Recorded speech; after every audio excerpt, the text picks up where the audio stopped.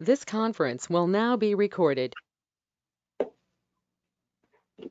Oh, there's my quiz.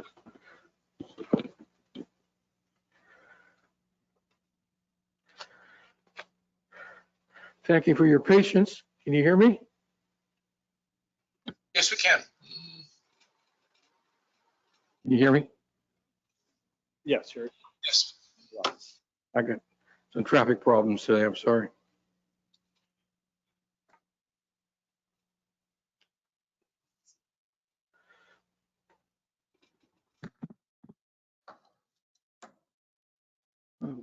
Director Williams is here. Margaret is here. I am. Anybody else? Hello. We have Director Scott Houston Good. on virtually. We have Director Gloria Gray, the alternate, also calling in. And then, of course, President Harold Williams, member of the committee, as well as you. Very good. Are we expecting Desi? No, I believe Director Alvarez is not available for this meeting. Okay. Well, I'll call the meeting to order and note that we have a quorum. Director Williams, you and I make a quorum. Yep. And Director Gray, good to have you aboard. The phone, but I don't hear. Is there any public comment? Chairman Deere, we do not have any public comments submitted through our Acela system or via email. However, we do have members of the public. If anybody would like to speak now during public comment, please let us know. Anyone there want to speak? Seeing and hearing none. All right, we'll go to, are there no presentations? I don't assume. There are no presentations today. So we have calendar, 5A, approval of minutes, July 8th and July 26th. Yes, thank you very much, Chairman Deere. The first item, as you mentioned, is 5A, approval of the minutes. We do have two sets of minutes as part of our board packet. We have the July 8th, 2021 Public Information and Education Committee, as well as the special board meeting minutes available for you. Further, we have the July 26, 2021 regular board meeting minutes. As you recall, we have had requests for translation services from Spanish to English. When we do have public comments made by Spanish-speaking community members, we have been able to get those included within the minutes as soon as possible. However, for these 2 minutes, we do not have any Spanish-speaking translations included in the minutes. So with that, that is staff's recommendation for the approval of the minutes from July 8th, 2021, as well as July 26th, 2021. Do we have questions from board members? If not, Director Williams, you agree that we should approve, send this on? I concur, yes. All right, so 5A is approved. We'll go to 5B, community outreach events. Yes, thank you very much, Chairman Deere. The item before you, 5B, is related to the Malibu Dolphin Charitable Foundation. Director Scott Houston has requested consideration for West Basin to sponsor the Malibu Dolphin Charitable Foundation event to be held on Sunday, October 10th, 2021. As noted within the board memo, Thank you. Director Houston has requested that we consider a $500 sponsorship that would grant West Basin an advertisement promoting district awareness. As you recall, as part of our public outreach expenditure application form, we do request that any organization requesting a sponsorship provide one of 3 items. First, a speaking opportunity for district representative. Second, a district booth table to distribute district information. Or 3, an advertisement promoting district awareness. Obviously, as noted within the board memo, this would allow for the advertisement promoting district awareness. And as such, the recommendation is that the board approve the sponsorship requested by Director Houston for the Malibu Dolphin Charitable Foundation event to be held on Sunday, October 10th, 2021, in the amount of $500. All right, questions from board members? I Director move Williams, that. you're moving that we approve it? Yes. Take All it right. to the board. No objection. The item is approved. Thank you. Thank you. Information count. Yes, Chairman Deere, we do have 6 items on our information calendar. As you know, we are past the end of our fiscal year, and as such, our finance department has a great deal of information to provide to you today, but we'll be moving through it as quickly as possible. The first item that we have is our 6A item. This is a monthly update provided by our Human Resources Department. It is our return to the office update, and our Manager of Human Resources, Michelle Grain, will be providing this oral update. Thank you, EJ, and good morning. I was looking at the time. Good morning, Chairman Deere and Board of Directors. Can you all hear me well? Yes. Yeah. Awesome. Gotcha. Okay, so at the July 26, 2021 board meeting, the board approved mandating proof of vaccination for all district employees. Employees are now required to provide either proof of vaccination, request reasonable accommodation due to a medical or religious exemption, or submit to weekly COVID-19 testing if unvaccinated or under accommodation in order to be in compliance with the policy requirements. So staff was verbally informed of the board's decision at an all-hands meeting on July the 29th of 2021. And human resources staff had to inquire, of course, it's not an easy task just to put together a policy or a mandate of this sort in, a short period of time. But so HR staff had to inquire with various sources such as legal counsel, our district insurance carriers, and occupational medical center provider, who we use Concentra at this point, to discuss the procedures on how the policy can be implemented. So we did get confirmation from legal counsel that Cal OSHA requires free testing during an employee's work hours to all employees who are not fully vaccinated and who are symptomatic. Council also recommends that if the district will mandate proof of vaccination, that it should provide testing free of charge to those employees who are unvaccinated and or require a medical or a religious exemption.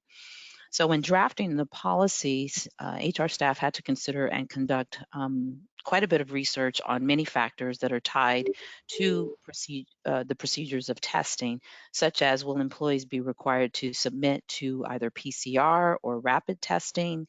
We had to consider what are the costs that is associated with testing. Time frame, an employee must get tested before reporting to the office.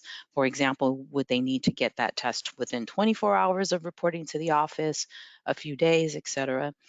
And if testing is on district time, we do have to consider the fact that non-exempt employees would be entitled to overtime if testing is done on the weekend or after hours.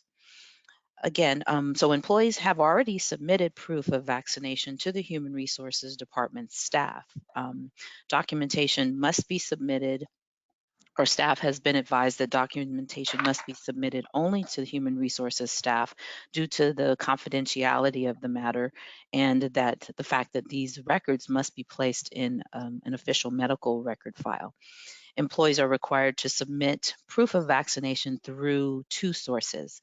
One, which is a valid COVID-19 vaccination card, or a printout of vaccination record using the California Department of Public Health official website system. That system will incorporate if anyone has had a vaccination or has been vaccinated by any of the 3 vaccinations that are available, your information will be in this system. In essence, we've provided staff with that website. They input their information, and then they are given a QV code along with information of exactly when they got tested, the dates for the first and second shot, or if it was a 1-dose shot, and it includes their name and all of that information. So as I stated earlier, documentation of vaccination or proof of vaccination is stored in the employee's medical records file in the Human Resources Department under a locked file cabinet. And again, those records are only the only people that can view those records are the employees themselves and the Human Resources staff. So we have ascertained at this point that approximately 90%, maybe slightly above, of our employees are fully vaccinated. And the draft policy is currently under review and soon will be formally distributed to staff. And that concludes my report unless anyone has any questions. Are we going to facilitate the third shot when it becomes available? Very good question, Director Deere, Chairman Deere. We actually just got a news alert this morning from the Society of Human Resource Management, and it's also been on the news that there is talks of a third vaccine that they're looking at a booster shot for potentially all three vaccines that have been distributed so far. So again, that's another matter that HR will have to take into account. I don't know how formal that is at this point from a medical standpoint, but we are hearing information that a third booster could potentially be required after 8 months.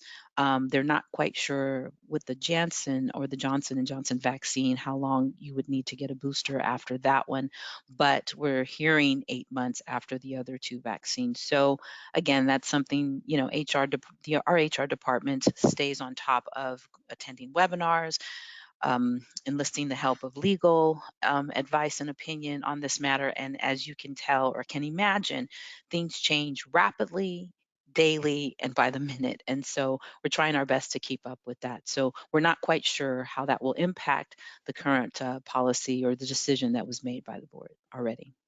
I think September 20th, Chair, is the date that they're now providing us when you can start scheduling the booster shots for Moderna and for Pfizer.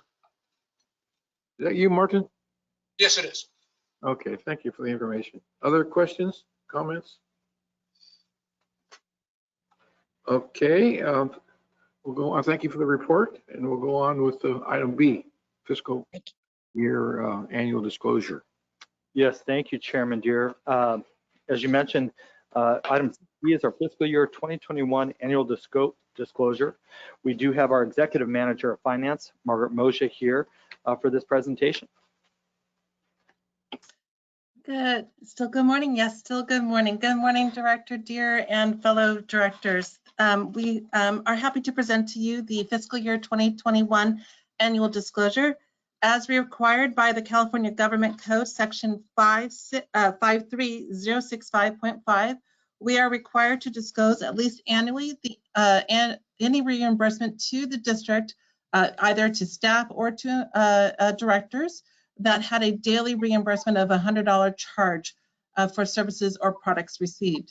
So if you look to page 29 of your board package, you will see the information listed there. And this does represent for the fiscal year 2021. We do identify the individual, the description, and the date of those particular reimbursements. And with that, I can pause to see if you have any questions. Otherwise, we can go on to the next item. There's some fairly large amounts of money. Are the employees out of pocket for this for a time? How does it work? Correct. So I'm assuming you're referring to a couple of them. One is the tuition reimbursement. So the tuition reimbursement, we do have a policy, and the policy states that they need to get pre-approval to attend these courses, and that those courses would be reimbursed with the appropriate documentation and by maintaining a certain grade level. And so these staff have demonstrated that they are that those requirements have been met.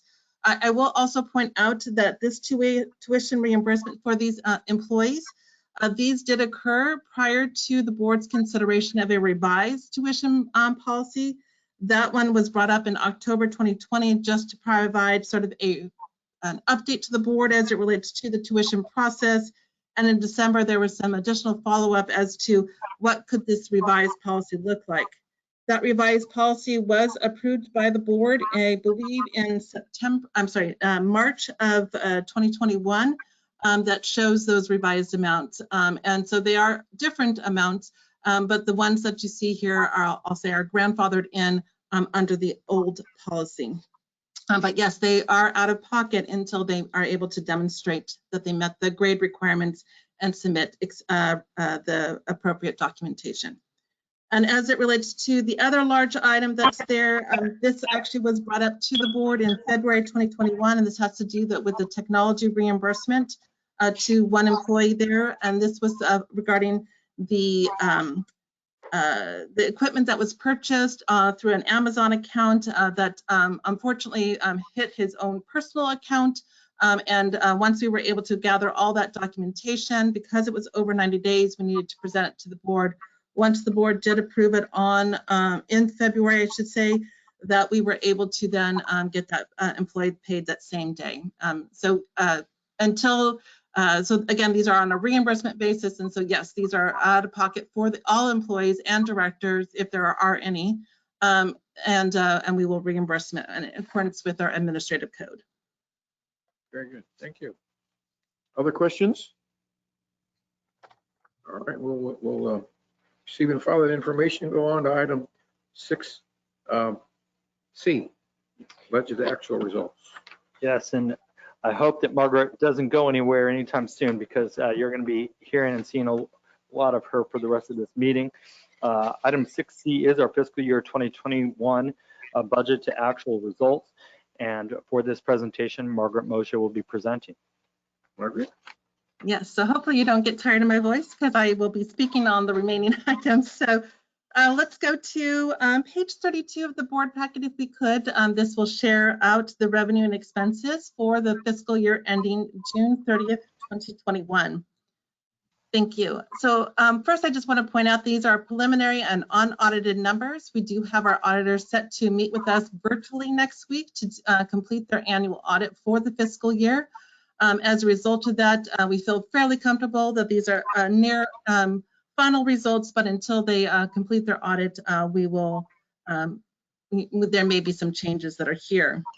As I look to this particular page, I want to first bring you down to the bottom of the page just to kind of show you the net results. And if you can just scroll down just a little bit, you can see a little further. Thank you so much. You will see that for the fiscal year ending, again, June 30th, 2021, we did show about $20 million in net revenues in comparison to the 13.3 that we were anticipating for the fiscal year. This resulted in an overall debt coverage of 1.85 compared to the 1.56. Now, there are several reasons why this change occurred, and I wanted to walk you through some of those changes. So if we can go back up to the top of the page so we can see the revenues. Thank you so much. So the first item that we see here is the imported water revenues, and you can see we had a positive variance of $1.9 million. Now, this is comprised of two components as it relates to the imported water.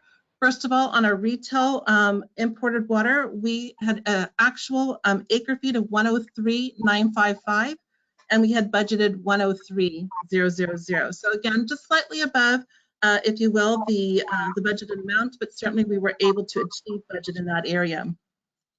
For our barrier imported water sales, which is also part of this line item, that is comprised of both the Dominguez Gap sales as well as the West Coast barrier sales. And we had budgeted 4,700 acre feet, but we had actual sales of 5,138. Now, the majority of that was from the Dominguez Gap of 3,582 acre feet, and then the West Coast barrier was at 1,556. So again, both of these were just slightly above what we had individually budgeted for those areas, resulting into that $1.9 million. Moving on to the recycled water sales, you can see that we actually had a negative variance there. We were not able to achieve the budgeted revenues there, and the main component of that is in regards to our sales to the barrier. But first of all, to the overall sales there. Again, we had a budgeted sales of 36,164 acre feet, and we ended up with 33,921 as it relates to the overall recycled water sales. Again, as I mentioned to you, the majority of that impact was due to the barrier sales, and there were several reasons for that. One, again, there was work that was being done at the county level that started to reduce sales in the last quarter of our fiscal year. We've also seen some experience with the water quality effluent water, and then we also had participated in some flex alerts that also, as a result of participating in that, we were able to not have any sales to the barrier during that time to support the overall sort of power, if you will, within Southern California during those times. And as we move on to desalter revenue, again, we had desalter revenues of sales of 362 acre feet compared to a budget of 864.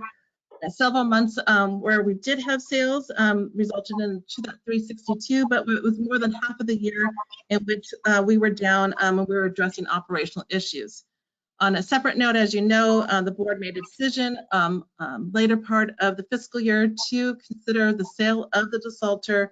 And as a result of that, as we look forward to fiscal year 21-22, we will show no sales relating to the desalter revenue. And then finally, in the revenue section, I want to talk about the water use efficiency income. There, you'll also see a decrease in the revenues compared to what we anticipated. Most of this is somewhat, if you will, reflected, if you will, about our inability to be able to move certain programs forward during the pandemic. A lot of these activities required sort of in-person events or in-person surveys, and so our conservation team, our water use efficiency team, was very creative in how to be able to do certain programs, and such as the rain barrel, and being able to change things up as it relates to some of our grant-funded programs. But as a result of that, we did still see reductions in some of our programs, like the Change and Save, Cash for Kitchen, and the Malibu Topanga Smart program. So again, you'll see that we had reduced revenues, but as a result of that, we also had reduced expenses. Overall, I just want to mention to you too, I know that the directors did receive information at a request of the director to provide information as it relates to certain revenues, such as the net revenues relating to the imported water or the recycled water revenues. And I just wanted to comment on that just to kind of share with you. So when I hear the word net revenues, I look to what is the revenues that we receive, so the ones that I've just discussed with you there, and we reduce, if you will, the associated costs with it. So for instance, in the case of our imported water revenues, when you take that number from the top and you take the number from the operating expenses, you see about a $32 million net revenues, if you will, that goes to support our various programs. And those various programs include all those operating costs below that you see there, as well as funding towards our PAYGO funding that we need towards our capital program.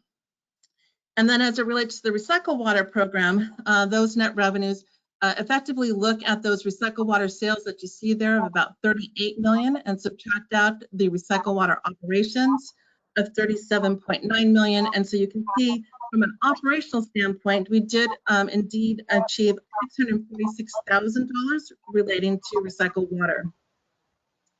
Now, there are other costs associated with the program, and those you'll see in sort of the non-operating aspect down below, but I wanted just to share that with you.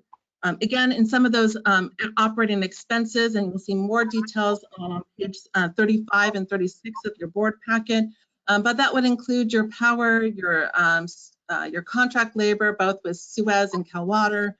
It would also include your chemical costs, maintenance costs. All of those costs are, if you will, netted, if you will, to provide you that number that you see there. As it relates to the operating expenses, I wanted just to now take you to the middle of the page and share about some of those items that you see there. Imported water purchase, again, the reasons why you see a negative variance there is because, again, we sold more in both the imported retail as well as imported barrier sales. As far as the recycling operations, again, as I mentioned, we have more detail on page 36 of your board packet, but you can see that there are a few reasons why that you see a positive variance there. One is because of the reduced sales that we had as it relates to the various types of water, most notably, like I said, the barrier sales. But we also saw some savings in other areas too, such as our maintenance costs, where we anticipated to have certain activities occur that did not need to occur. And also we had some savings also in our our labor, both on the contract staff as well as our district staff. That had to do with some positions that were open during the year. Now, if I could turn your attention to the next area, which is the public information and education. I didn't footnote there, but I just wanted to point out that we did have some savings in that particular area there. One of them has to, oh, I apologize. It's still on this page 30, 32. That public information education, that $1.2 million positive variance of 1.2. Again, we saw some savings there. One had to do with the fact that in 2020, October 2020, we did not have our water harvest, and that saved us about $145,000. We also saved about $225,000 as it relates to moving towards virtual events versus in-person events as it relates to both our education and outreach events. Plus, we also had some savings, if you will, or deferred costs, if you will, as it relates to outreach activities relating to certain capital projects, most notably the PV lateral and other projects there. On the water use efficiency, already kind of explained it on the revenue side, but again, on this side, you see here that we had savings because of the fact that we weren't able to move forward on certain projects or activities in that area due to the pandemic. And then finally, on this page, technical planning, you see a savings of $1.8 million. The most significant aspect of this is that we had anticipated making a $2 million payment to the City of Los Angeles for our partner share relating to the MVR project. Just before year end, we did not receive that invoice, and I understand there's ongoing discussions as it relates to that. And so that, again, is also a savings that was materialized. So my last talking points on this particular page has to do with the non-operating revenues and expenses. You can see there under fixed revenue charges, a positive variance of $977,000. That comes in a few areas there. One is that when we had budgeted for our sales relating to, our fixed income relating to the refinery payments, we had a certain assumption in there as it relates to the Florence nitrified agreement. But when we finalized that particular negotiation and the certain projects that they were going to pay for the offsite facilities, it came out to be higher than what we anticipated. It also include the amounts for other fixed revenue charges that we received. One of them had to do with the MWD Foundational Action Program as it relates to the brine diffuser. We received some funding there, as well as we also received some cash contributions from Hollywood Park as it relates to our project over there. There was also information shared with you earlier on as it relates to the overall, if you will, capital contributions, which is also another name we use for our fixed revenue charges. The difference between the number that you see here and the number that was shared with you there is we also received a non-cash contribution from the 195th lateral project. So again, there was work that was done, but the asset was given to us, and so we received the value of that. And so that is reflected on our books, but this report here is shown on a cash basis for those that occurred during the fiscal year. Standby charge, you can see that we were nearly aligned to what that represents there. And as it relates to debt service there, we had certain anticipation of what we would utilize of our commercial paper program. That did not materialize as anticipated, and so you see a little bit of savings there. So again, just to recap, a very positive year for the district, again, with certain circumstances creating that positive variance for us. But again, a nearly $20 million net revenues with a debt coverage anticipated to be at a 1.85. And with that, I'll pause. I know that was a lot of information, but happy to go into any more details as you see fit. Very good. There was a lot of information, and it's very positive information. We appreciate that. Directors, questions? I guess not. Again, Margaret, you're very thorough as usual, and we appreciate your report, and we'll receive and file it. Very good. Our item, are we on C or D now? We are now ready for item 6D. Annual recycled water operating summary, okay? Yes, thank you very much, Chairman Deere. And for this item, we also have our Executive Manager of Finance, Ms. Margaret Moja. Alrighty, thank you so much. So as I mentioned in the last report, this provides you a little bit more detail with our recycled water operations. So on page 35, you will see the unaudited preliminary results for the fiscal year. And the first page shows you all of our operating revenues. So as you look through the page, you can see that in many of the areas where we had budgeted, which is on that right side of the column, and then on the left side is the actual. You can see that in many areas where we did see more sales, if you will, than what we anticipated. However, there were a couple areas where we were down. One of them had to do with the Torrance refinery nitrification. We can see that we were down about 200 acre feet, and we were also down on the marathon low pressure. But again, as I mentioned before to you, the most significant decrease had to do with the West Coast barrier for the reasons I shared in the previous report.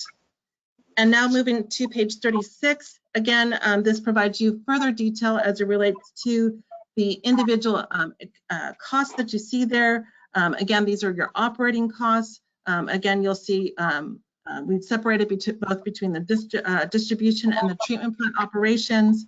Again, positive variances in both of those areas.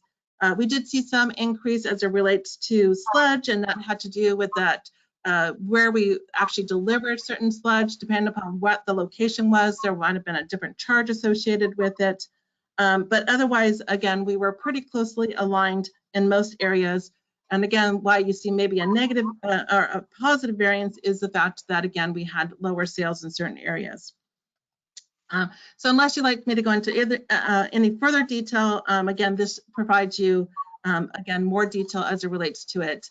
And again, should share with you, the costs that we have included for the operations of the recycling facility. Very good. Comments or questions? No, thank you. Who has a comment?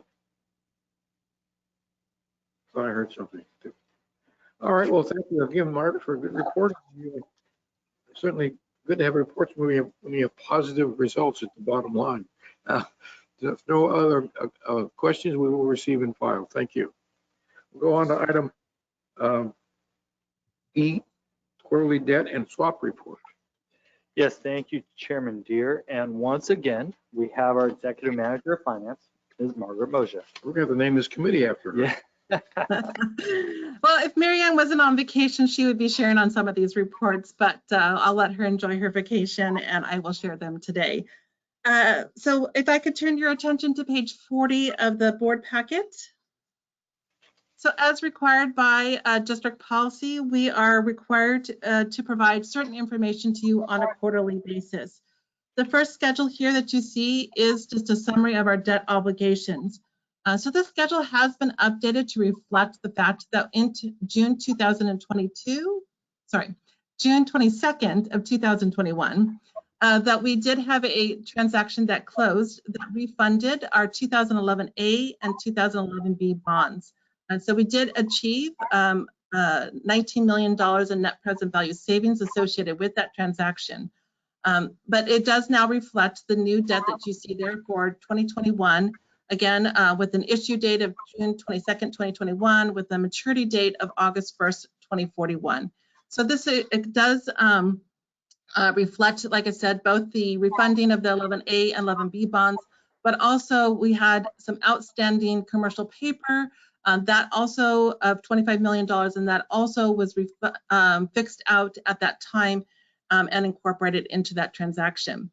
So while you see there we have outstanding principal of about $210 million as of June 30th, 2021, and you see annual principal and interest. And I realized as we removed the 11A and B, there was interest, I should say, there was principal and interest payments made at that time. And so it shows that you a lower number because they're not showing on the schedule anymore. But it shows you a $15 million number, but I do want to just clarify that our debt service for the fiscal year 2021 was around $22.6 million. That's what we actually paid during the year. And that the upcoming fiscal year shows that we will have about $21.9 million. So again, that will be sort of the number you should be seeing in the next quarterly report. But I wanted just to clarify that with you, since the schedule doesn't sort of reflect, if you will, sort of what was old and new on the particular thing, and we can look how to modify this on a go-forward basis. If we move our attention to page 41, again, we are also required to provide to you our net variable rate obligations. So should the district want to go out and get variable rate debt, there is a calculation that is determined on what that should be, and that shows that we do have a fairly high variable rate capacity should the district want to move in that direction. And then finally, to page 42, we are required to provide you certain updates as it relates to the debt portfolio. Under A is also what I've just shared with you. Again, we had a $19 million net present value savings, and it provided a total interest cost of 1.55. So a very attractive rate, if you will, in today's market, and something that we can really be able to be proud of as we present those savings on to our constituents in our service area. Under item B, the district did issue a solicitation for firms, I should say banks, that provide credit support for our commercial paper program. As you know, we've had a commercial paper program that has been a great tool for us to be able to draw upon, so that we have adequate designated funds or reserves, if you will, that the investors and rating agencies look to, but also have funds available to us. So should we want to be able to have funds available for projects coming up. And I will just mention to you that as we shared through the budget process, we did share with you that over the next 5 years, we do have $200 million worth of projects that are anticipated to be spent. I know there is an ongoing discussion about some of those projects and what those mean, and how and when we will be moving forward on some of those projects. But again, the commercial paper program is a wonderful tool for the district to have available to them. And so we are looking forward to bringing results to you at the September meeting that reflect an opportunity for us to actually, based off of the results, to actually amend with our current provider at the same rate and with very little cost, if you will, to make that conversion or that amendment, if you will. The last item to share with you is, again, we had no reportable conditions. And as we looked at new debt issuances, again, we have that commercial paper program there as we need it. Of course, we will look to use our PAYGO funding as appropriate, and the commercial paper program for those projects that we identify as being something that is needed over a, that has a longer useful life, and that we may need to draw upon those funds until we maybe get reimbursed from a third party for their contributions, if you will, or if we see that our net revenues can be able to pay for that debt over that period of time. So again, we can make those decisions along the way, and again, make that funds available to you. I will just highlight, though, one last thing is that we do have an opportunity coming up with our 2012 bonds, later part of this calendar year, early part of next year, to look to see about a refunding opportunity there, again, to provide hopefully more net present value savings to the district, so that we're able to effectively manage this program. With that, I would like then to turn my attention to page 43.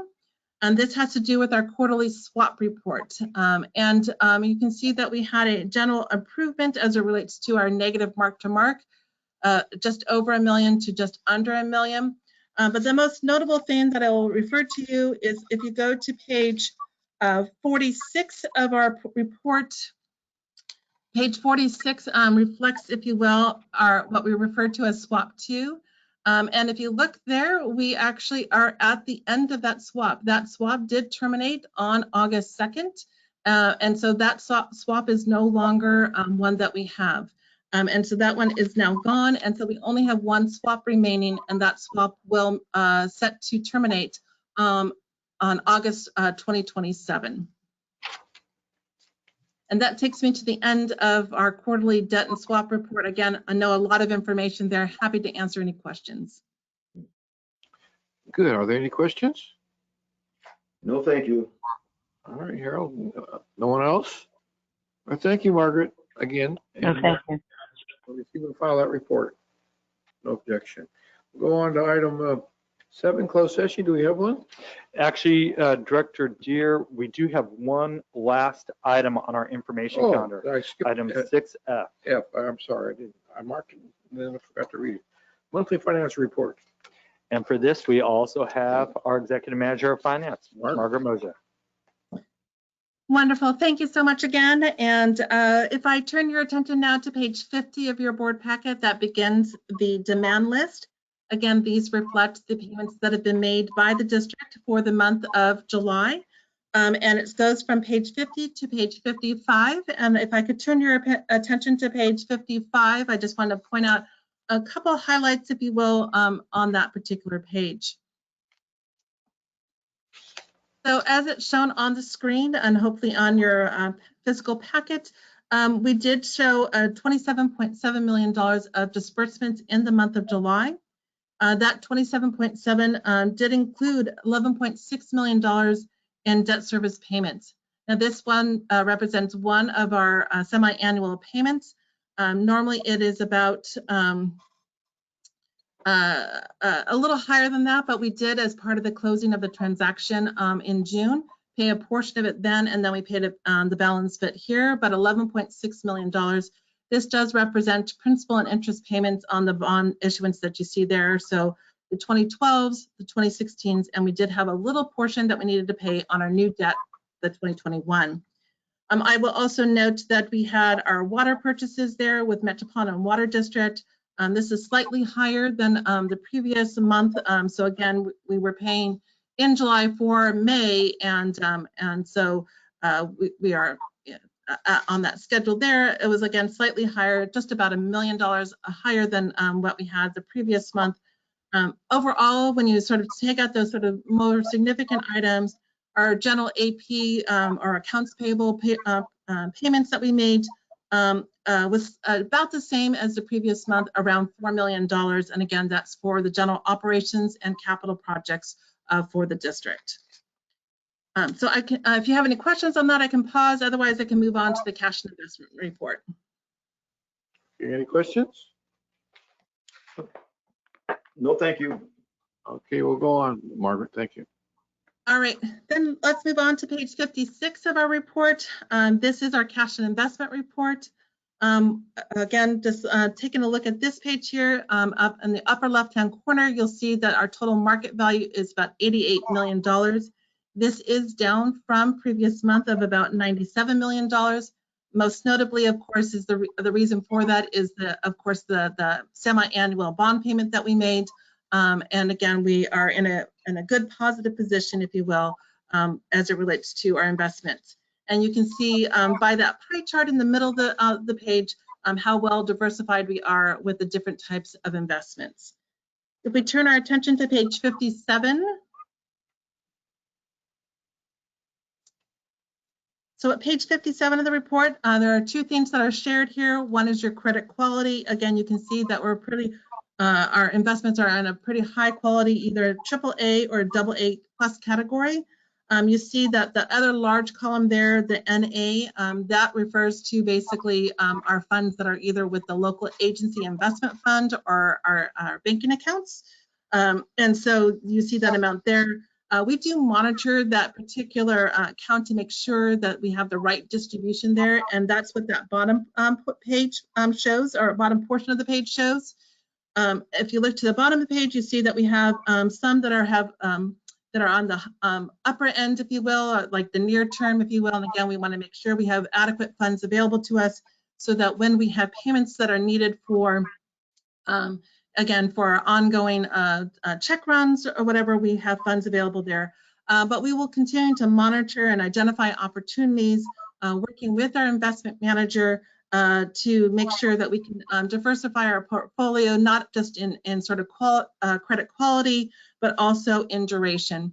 And with that, I'll just note that we have invited our investment manager to make an annual presentation. And so we have our new investment manager, Chandler Asset Management, who will be present at our September F&A committee to provide you some updates to you about the market as well as the portfolio itself. Moving to page 58, just wanted to share with you the buys and sells, if you will, that we had for the particular month. We did actually have 2 maturities, and that's with 2 of our small and community bank program. We did work with both of those banks to make sure that they met the requirements within policy to be able to provide us a rate that is equal to or greater than, if you will, the overnight Fed funds rate plus 10 basis points. So we were able to achieve that for these 2 particular ones. We do have another one coming up, I believe in September, and we will work with them as well to, no, we just had one actually that we just secured and were able to achieve that rate there. And so we're happy to see that we're able to continue to work with our small and community bank programs. And then the final page is page 59 through 62, just provides you all the specific details as to what is in each of those categories. So you can see the types of bonds that we go into, or certain corporate notes that are listed there, again, between pages 59 and 62.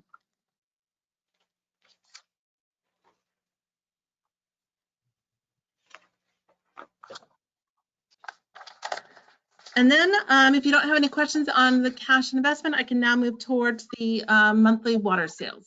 Please do. All right, so this, I believe, is on page 63 of your board packet. Again, we're at the beginning of the year, so we're just seeing at the very beginning where we're at. And you can see here that when we look at the month of July for our imported retail, so that first box up at the top of the page, again on page 63, you can see that we're just slightly below last year and just slightly below budget. Again, we'll continue to monitor this. We know that an important announcement was made yesterday about the declaration of drought conditions requiring us to on the Colorado River and the impact to the Lake Mead. And certainly I know that our board has certainly made certain comments here between a water supply allocation plan and trying to do more on conservation. So again, we will closely monitor our sales here and see what impact that it does have to us. Moving to the bottom page, part of the page, which is our imported barrier sales. You can see that there we did much higher than what we anticipated, both from the last fiscal year as well as to the budget. And most notably, the reason for that is, of course, as it relates to the Hyperion spill and the impact that it's had to us. So by mid-month, we did actually turn off the water, recycled water to the barrier. And so in turn, to be able to still deliver to the West Coast, it was being done through, if you will, through the imported water purchases there. So you can see of that 996, a good portion of it is 775 acre feet had to do with the West Coast, and the balance had to do with the Dominguez Gap. And then if we can go to the next page, which has to do with the page 64, which has to do with the recycled water sales. And again, it's a similar story here as it relates to the Hyperion and the impact it has to us. I will say most notably, though, that the biggest impact has been to our barrier sales, where we had anticipated to do about 800 acre feet, a little more than 800 acre feet. We only ended up doing 228 acre feet to the barrier. The nice thing, though, at this point is that the rate that we charge at the recycled water rate and the rate that if they were to purchase imported water rate are the same numbers. So again, we're not sort of out, if you will, as it relates to revenues. Certainly there are costs associated with the particular thing. But in other areas where we were slightly down in other areas, and then we were up in our low pressure and our high pressure boiler feed water. And then finally to our brewer desalter at the bottom of the page, again, we see no sales there. And again, based off of my earlier comments, as I mentioned, the board made the decision to most recently actually to provide to our interim general manager to negotiate the sale of the brewer desalter. So we don't anticipate seeing any sales here on a go forward basis as we finalize the details of that transaction. So that takes me through the water sales report. Again, I can pause to see if there's any questions. Otherwise, I have one final report, which is our director and staff travel expenses. Well, I had concerns about the new rules about not watering your lawns and so on, or having lawn. But it occurs to me that we're selling recycled water for that very reason. It protects them from the drought. And I guess the recycled water isn't under those standards. Are that true, EJ? They don't have to be limited? There are currently no standards related to the use of recycled water on lawns. However, the State Water Resources Control Board is setting a specific target for each individual retailer throughout the state of California. And when those are implemented, there will be a target specifically for outdoor water irrigation, which would include whether it's potable or water recycling. It's kind of a transition to this new policy that was discussed several years ago, but will be implemented here in the future, as well as I think that a lot of us that are tracking these matters, Governor Newsom yesterday mentioned that mandatory restrictions or mandatory use of water use efficiency techniques could be mandated throughout the state of California in the near future. A lot of people believe that the governor might act after the potential his potential recall. Yeah. So we're again closely tracking that, but yes, I think that for the most part, due to the permitting process, people don't typically overwater with the use of recycled water because it's regulated as to how much you apply to irrigation or for irrigation purposes. So we've seen it's a selling point that recycled water should be drought free. I mean, it's there, you either use it or you don't, and I hope they don't get confused in Sacramento about the two sources of water, because there is a big difference. No, and that's a great distinction, because when we talk about the use of recycled water or overwatering, if you will, for irrigation purposes, I wasn't referring to that as much as when they restrict the use of watering for ornamental turf, which a lot of fields have, and a lot of our front yards include. If you're utilizing recycled water where it's available to you and you're utilizing it, you would still be able to water with that. So we would expect the use of recycled water for. Mr. Chair. Is that Dr. Williams? No. One thing about recycled water is not tied to residential property, so it'd be kind of, it doesn't fit into the same restrictions that you have large quantities of recycled water. Possible, but there are a lot of uses of water that's used for irrigation.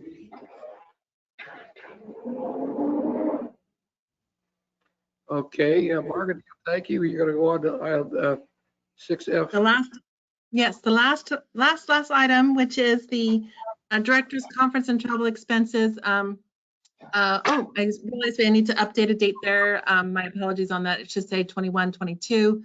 We'll get that fixed. But through July, we didn't see anything come through. There's probably some items that are on a district credit card, because I know that there are travel starting to occur. And so we will make sure that we incorporate that into the next report. And that was on page 65. And if we go to page 66, again, not many expenses shown here. All we've had is mileage reimbursement for staff travel.